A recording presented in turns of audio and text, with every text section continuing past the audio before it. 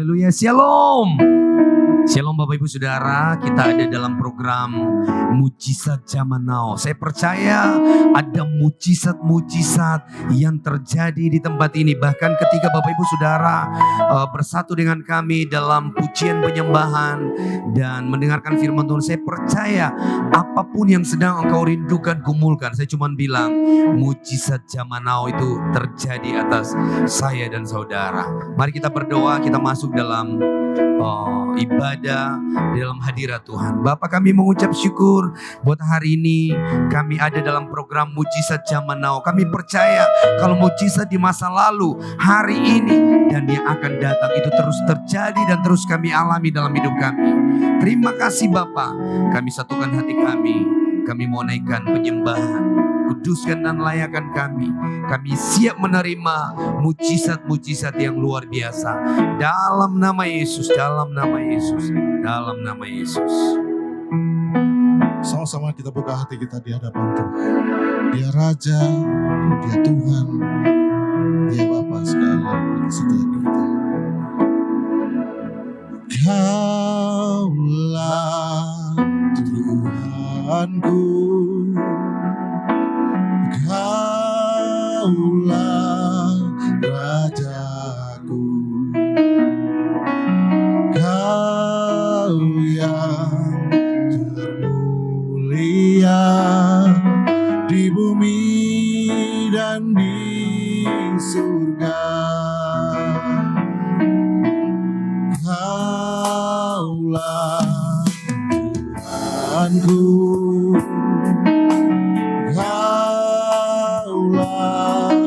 Rajaku,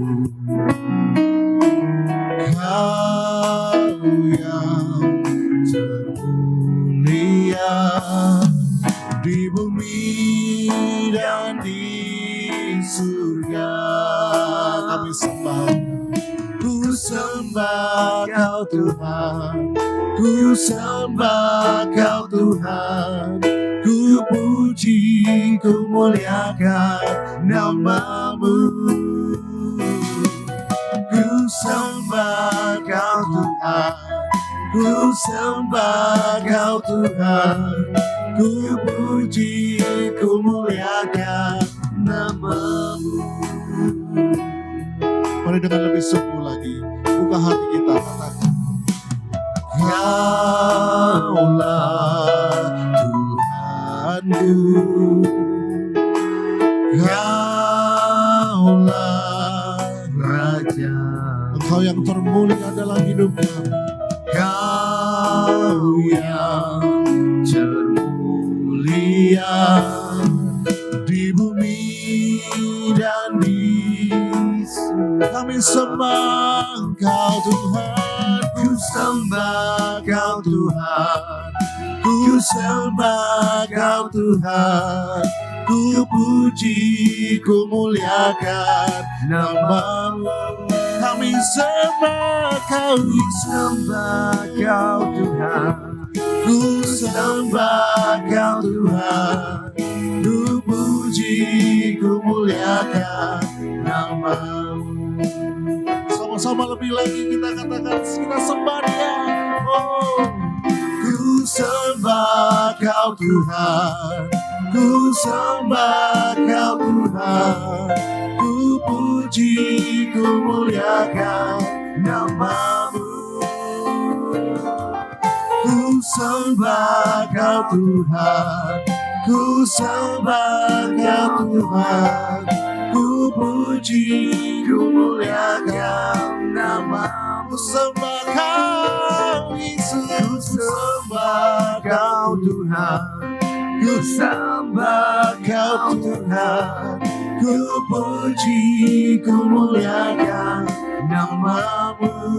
Kami sembah, ku sembah Kau Tuhan, ku sembah Kau Tuhan, ku puji, ku muliakan nama-Mu. Ku puji, ku muliakan, ku puji, ku muliakan nama-Mu.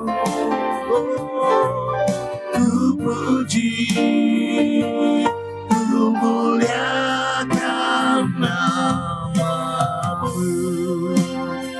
Oh, kami sembah Kau Tuhan. Kami tinggikan Kau. Mari angkat suara, angkat hati kita sembah Yesus. Kami muliakan Engkau. Kami tinggikan Kau yang layak. Haleluya. Terpujilah namamu, sebab besar setiamu ya Allah. Oh, ajaib perbuatanmu, Yesus, kami bersyukur Tuhan, haleluya ya Tuhan.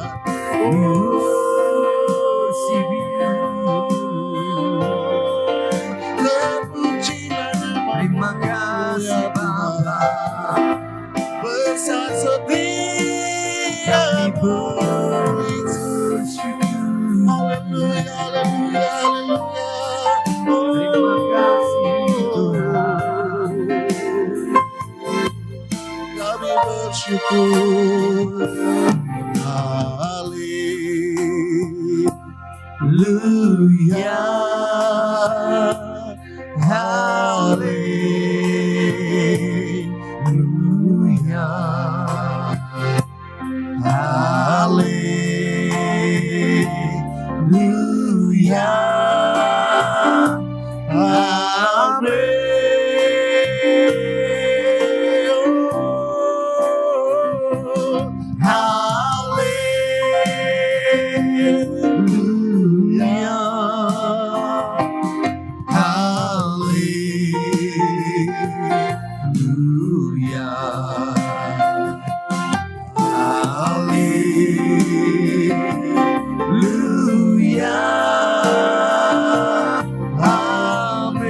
lebih sungguh lagi.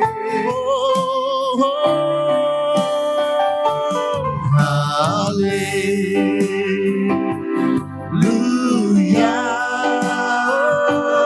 haleluya, haleluya.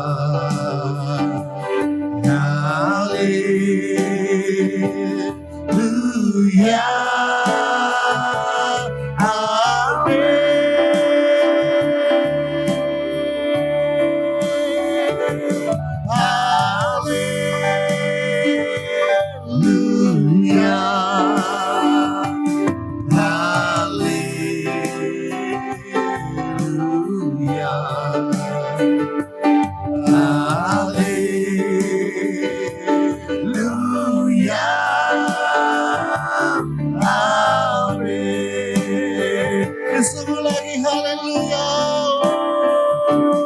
Haleluya.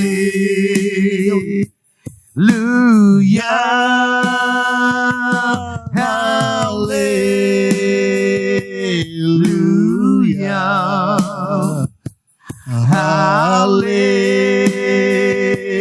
Haleluya.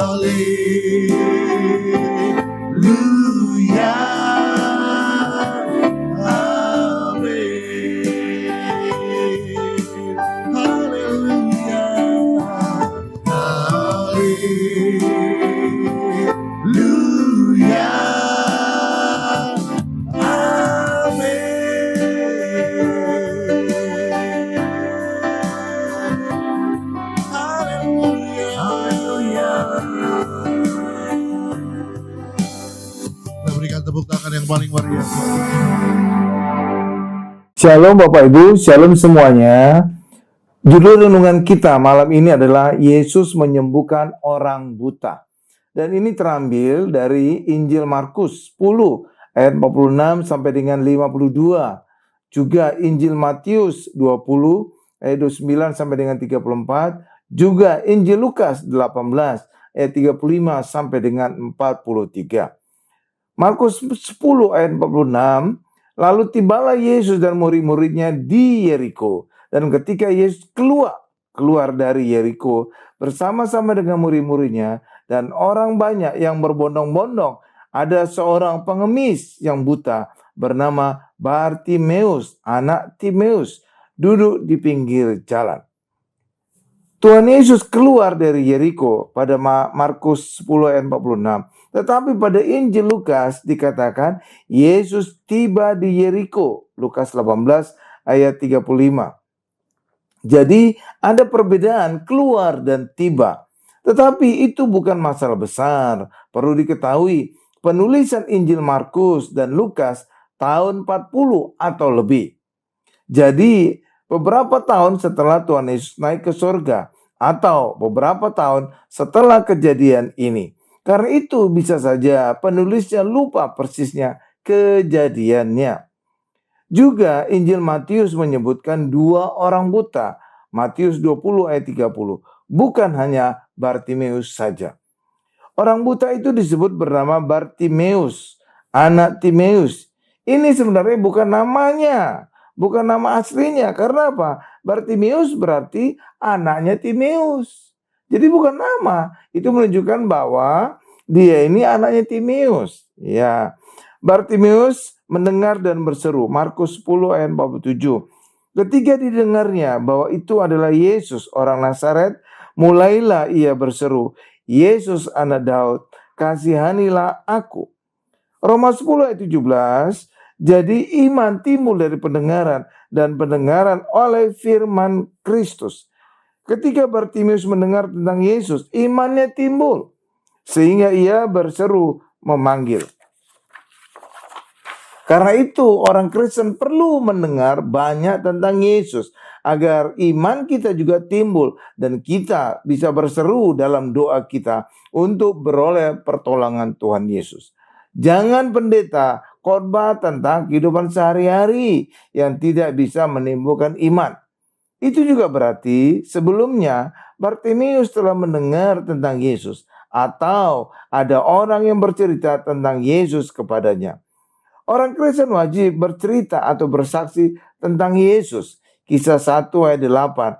Agar iman orang banyak bangkit dan mereka juga diselamatkan dan disembuhkan. Bartimeus berseru dan orang minta dia diam. Markus 10 ayat 48.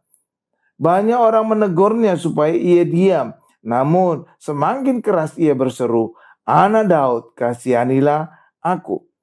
Tidak selalu seruan kita kepada Tuhan menyenangkan orang. Malah dianggap mengganggu dan kita disuruh diam.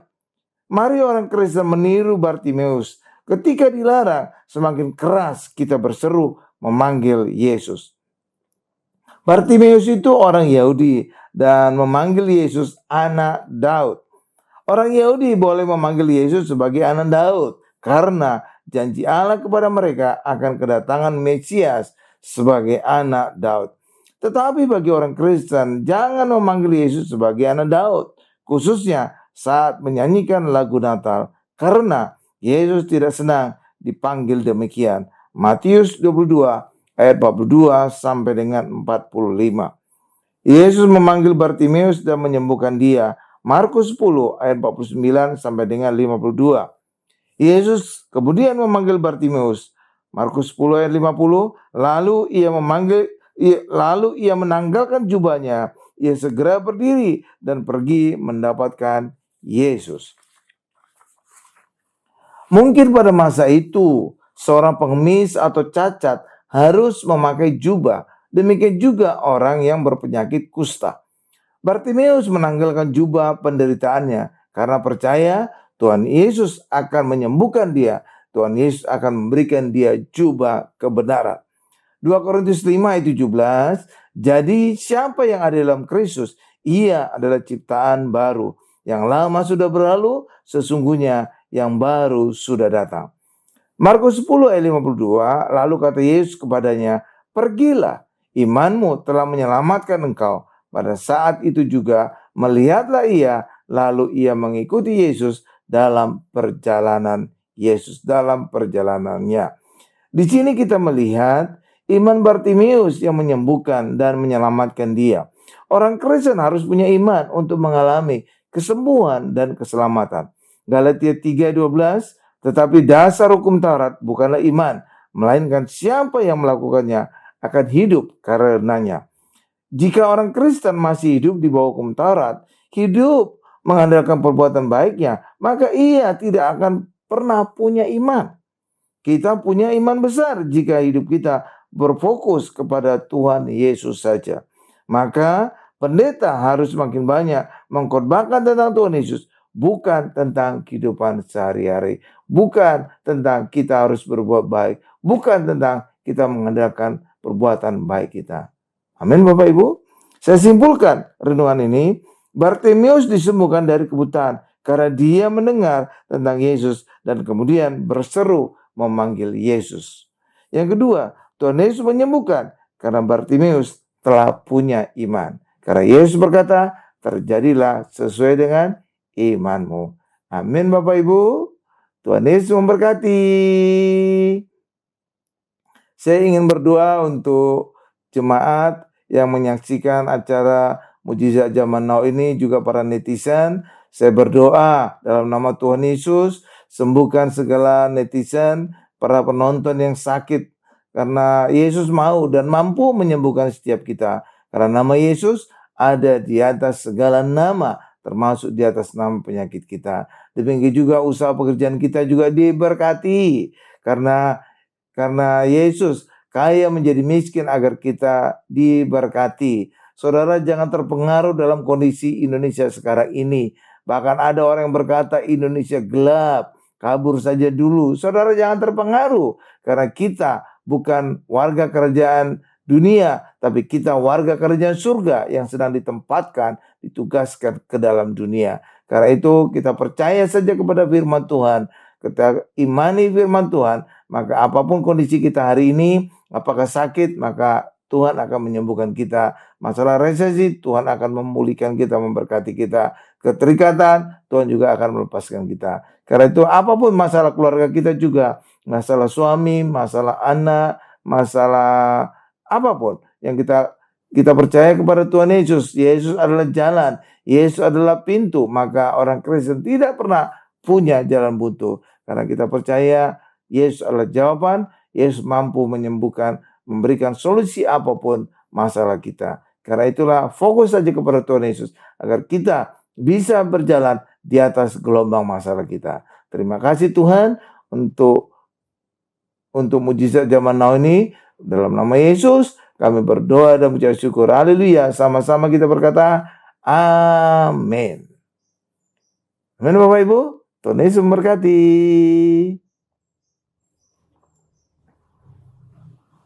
Shalom Bapak Ibu, shalom semuanya. Shalom. Puji Tuhan, kita bergabung kembali dalam acara Mujizat Zaman Now. Hari ini adalah topik yang menarik Bapak Ibu, karena Tuhan Yesus berkata kita adalah garam dan terang dunia. Apa sih maknanya kita menjadi garam dan terang dunia? Saya bersama-sama dengan Ibu Evangelis Flora Anggreni akan menjelaskan apa sih sebenarnya makna dari orang Kristen adalah garam dan terang dunia. Silakan Bu. Ya. Terima kasih Bapak Gembala. Iya, terima kasih. Hari ini kita membahas tentang garam dan terang dunia. Iya. Ya, waktu Tuhan Yesus bersama dengan muridnya itu menyatakan bahwa kepada orang-orang percaya atau kepada para muridnya itu, kamu adalah garam dunia dan terang dunia. Iya, betul. Nah, apa maksudnya sebetulnya daripada makna garam dan terang dunia? Iya. Itu mencerminkan satu identitas baru bagi orang percaya. Nah, ini identitas yang baru, bukan pilihan, tetapi adalah yang sudah Tuhan tetapkan sebagai orang-orang yang percaya kepada Tuhan, yaitu mereka mendapatkan identitas baru sebagai garam dan terang dunia. Nah, apa maksudnya menjadi garam dan terang dunia? Iya. Nah, garam itu mempunyai makna yang sangat positif.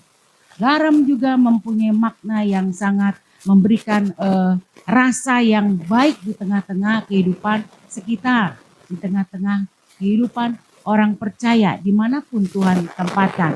Nah, Yesus mengatakan kamu adalah garam dan terang dunia. Kamu harus memberikan rasa yang baik. Nah, karena garam itu mempunyai fungsi yang begitu banyak, Bapak. Iya. Nah, garam ini bisa melezatkan makanan. Garam juga membuat mencegah atau menghambat pembusukan. Garam juga bisa membuat masakan menjadi lezat. Dan garam di dalam Alkitab juga memiliki fungsi yang begitu banyak. Nah, garam dunia yang Tuhan Yesus katakan ini adalah ketika ada di dalam zaman PL juga mempunyai manfaatnya. Baik di dalam Ayub, kitab Ayub itu juga sama. Garam mempunyai rasa. Karena kalau makanan tidak ada garam, pasti tidak enak rasanya. Iya. Ya kan? Nah, terus kemudian garam juga menurut dalam PL itu ada beberapa hal yang dicatat. Kalau saya akan bacakan adalah bahwa di dalam Bilangan 18 ayat 19, garam berfungsi sebagai lambang perjanjian yang mengikat atau kekal. Ya. Sehingga segala persembahan khusus, yakni persembahan kudus yang dipersembahkan orang Israel kepada Tuhan, aku memberikan kepadamu dan kepada anak-anakmu, laki-laki dan perempuan bersama-sama dengan engkau. Itulah suatu ketetapan untuk selama-lamanya. Itulah suatu perjanjian garam untuk selama-lamanya di hadapan Tuhan bagimu serta bagi keturunanmu. Jadi garam ini mempunyai fungsi yang banyak juga. Dan juga di dalam imamat itu juga dikatakan garam berfungsi sebagai pelengkap persembahan. Iya. Garam perjanjian itu ya. Kemudian juga ada di 2 Tawarik 13 ayat 5 itu dikatakan garam berfungsi sebagai lambang perjanjian. Iya. Jadi garam ini mempunyai makna yang sangat besar sekali. Dan juga ada lagi suatu ketika di dalam zaman Elisa waktu itu, di dalam 2 Raja-Raja 2 ayat 21 sampai 22, garam berfungsi untuk menyehatkan air. Ketika satu peristiwa bahwa ada begitu banyak kematian dan keguguran bayi, nah dipanggillah nabi. Kemudian pergilah nabi ke mata air mereka dan melemparkan garam itu ke dalamnya serta berkata, beginilah firman Tuhan, telah kusehatkan air ini, maka tidak akan terjadi lagi olehnya kematian atau keguguran bayi.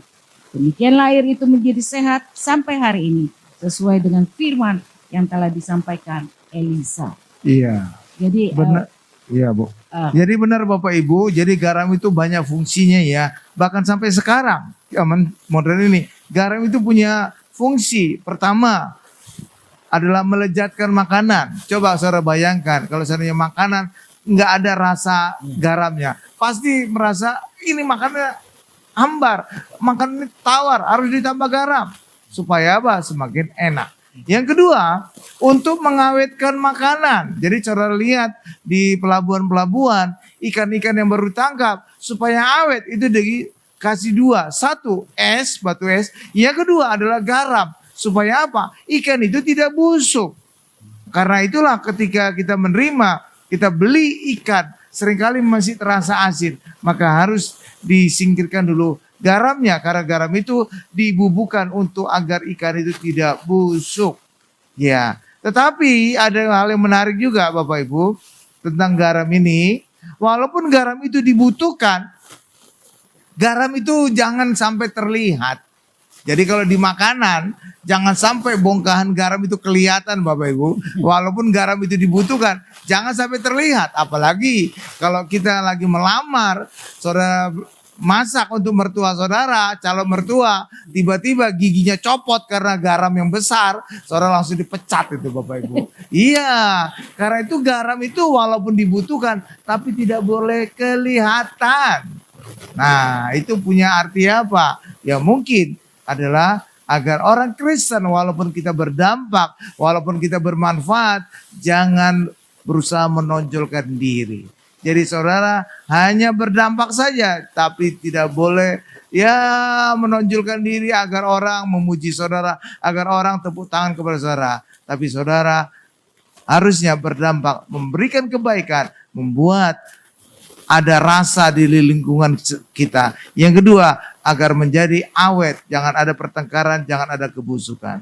Amin Bapak Ibu. Ya mungkin ada lagi tambahan Bu. Nah sekarang terang dunia. Ya sekarang terang dunia. Ya. Ini agak berbeda dengan garam dunia. Ya silakan Bu. Ya, terang dunia yang label baru yang Tuhan Yesus berikan bahwa kamu adalah terang dunia. Ya. Itu adalah punya fungsi yang sangat besar. Ya. Karena terang itu harus menerangi seluruh ruangan. Harus kelihatan Ya. justru terbalik dari garam tadi. Iya, Ya, terus. kalau terang itu tidak mungkin disembunyikan di bawah. Iya. Nah, jadi supaya dia terang bisa terlihat semua orang di mana aja bisa terlihat, itu harus di atas. Iya. Nah, fungsi daripada terang ini bagi para murid adalah bagaimana murid-murid di dalam kehidupan sehari-hari bisa menerangi, bisa menjadi sumber terang bagi orang-orang yang mau tahu siapakah sumber terang yang sesungguhnya. Iya. Yaitu Yesus Kristus yang akan terus menerangi dunia ini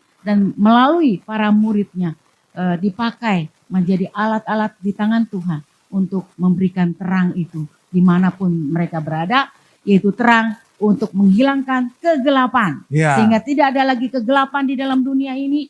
Banyak orang sudah hidupnya di dalam dosa, di dalam kegelapan yang begitu gelap. Mereka mencari sumber terang itu. Biarlah sebagai murid Tuhan kita menjalankan fungsi kita baik sebagai garam yang memberikan rasa, memberikan kenikmatan, bahkan juga memberikan terang itu kepada banyak orang sehingga mereka boleh datang kepada Tuhan. Ya, jadi terang ini Bapak Ibu kebalikan dari garam. Dia berdampak tetapi juga kelihatan. Makanya kita menjadi terang dunia itu seperti kota di atas gunung. Seperti pelita itu bukan digantang, bukan di bawah tapi di tiang kaki dian. Supaya menerangi banyak orang. Iya Bapak Ibu. Dan tujuan menerangi banyak orang agar apa? Orang melihat kebaikan kita dan mereka memuliakan Allah. Jadi ada tujuannya. Bukan orang Kristen nyari nama, nyari muka. Bukan. Tapi demi kemuliaan Allah. Dan juga tadi dikatakan oleh Ibu Flora bahwa kita bukan terang itu sendiri. Kita itu memantulkan terang yang adalah Tuhan Yesus. Jadi kita ibarat itu bulan memantulkan cahaya matahari. Dan matahari itu adalah Tuhan Yesus yang adalah terang dunia yang sesungguhnya. Sedangkan orang Kristen kita hanya memantulkan terang. Dan lewat kita memantulkan terang, orang akan melihat kepada terang Tuhan. Akan memuliakan Tuhan dan orang akan melihat kebaikan Tuhan. Amin Bapak Ibu. Ya jadi orang Kristen itu punya dua fungsi. Satu sebagai garam, punya dampak tapi tidak kelihatan keberadaan kita. Yang kedua sebagai terang dunia, kita punya dampak tetapi juga kelihatan kitanya. Tetapi bukan kita mencari kemuliaan, tapi itu demi kemuliaan bagi nama Tuhan. Karena lewat kebaikan kita, maka nama Tuhan akan dimuliakan. Mereka akan melihat bahwa kita adalah anak-anak Allah, maka Allah akan dimuliakan. Demikian Bapak Ibu ya. Jadi luar biasa ya tentang garam dan terang dunia. Dan ini bukan pilihan bagi orang Kristen, tapi ini tugas bagi orang Kristen.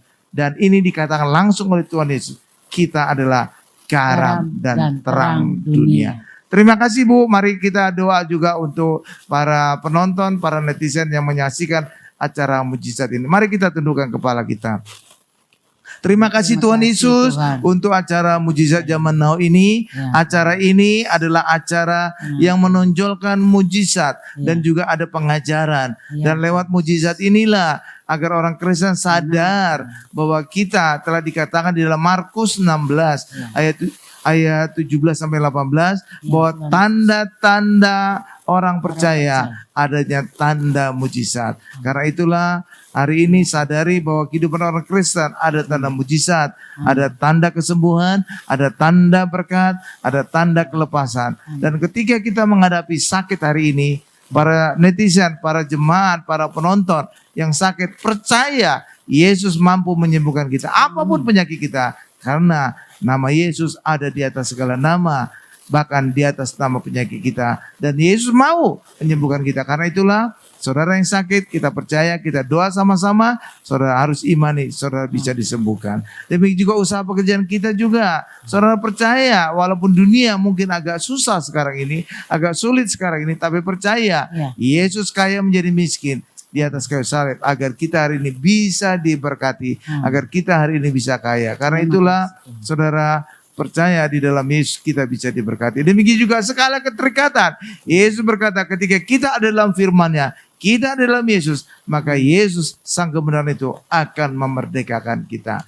Karena itulah saudara nggak perlu takut saudara akan diikat oleh apapun ikatan dunia, ikatan narkoba, ikatan rokok, ikatan seks bebas atau apapun. Percaya Yesus, maka semua ikatan itu akan dilepaskan dari kita. Karena itulah bagi kita hari ini kita berdoa, apapun masalah kita, masalah rumah tangga, masalah suami, istri, anak, percaya selalu undang Yesus, maka damai Kristus selalu melingkupi keluarga kita.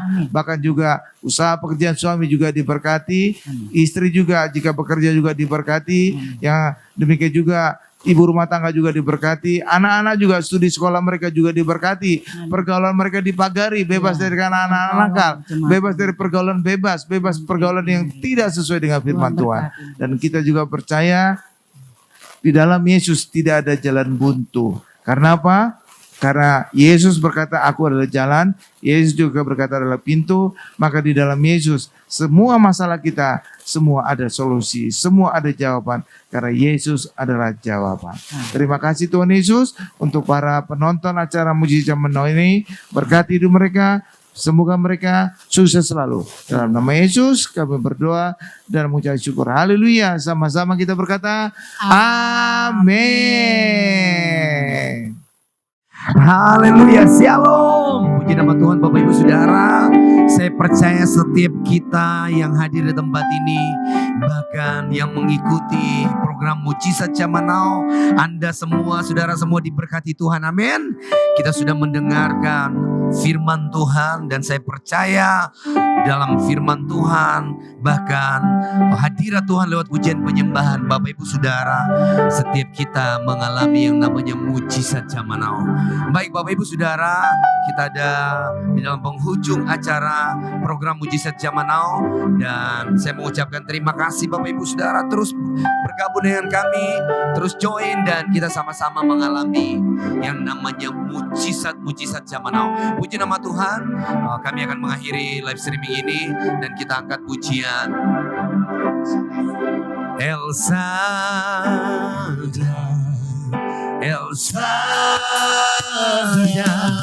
Allah Maha Kuasa,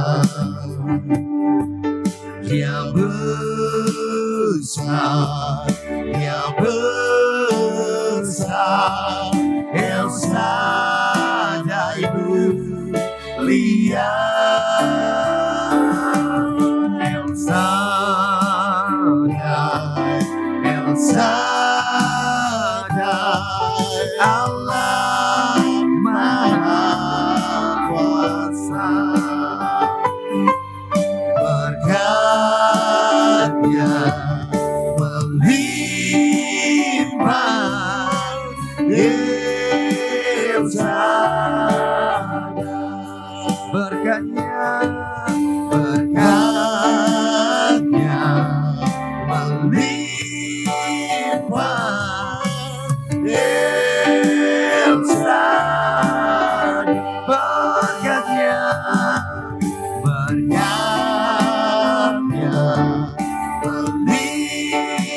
melimpah,